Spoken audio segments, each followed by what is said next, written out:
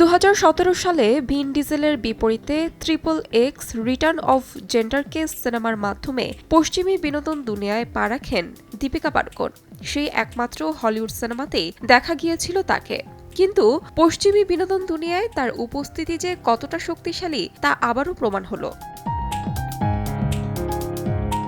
বলিউডে অভিনেত্রী এবার জায়গা করে নিয়েছেন হলিউড ওয়াক অফ ফেমের মোশন পিকচার্স বিভাগে। বুধবার হলিউড চেম্বার অফ কমার্সের যে সম্মানসূচক তালিকা প্রকাশ করেছে তাতেই বিশ্বের নানা প্রান্তের বিখ্যাত ব্যক্তিত্বের মধ্যে জ্বলজ্বল করছে দীপিকার নাম।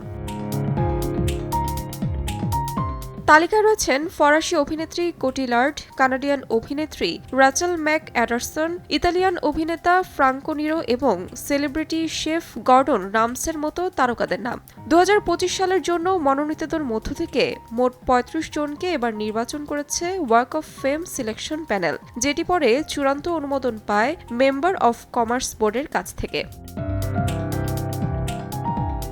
এদিকে আন্তর্জাতিক পরিচিতি বাড়ছে এই অভিনেত্রীর। 2018 সালে টাইম ম্যাগাজিনের 100 জন প্রভাবশালী ব্যক্তিত্বের তালিকায়ও জায়গা করে নিয়েছিলেন দীপিকা। এছাড়াও তাকে নিয়মিত দেখা যায় কান, মেট গালা সহ একাধিক আন্তর্জাতিক ফিল্ম ফেস্টিভ্যালে। তাহমিনা তন্নি, সময় সংবাদ।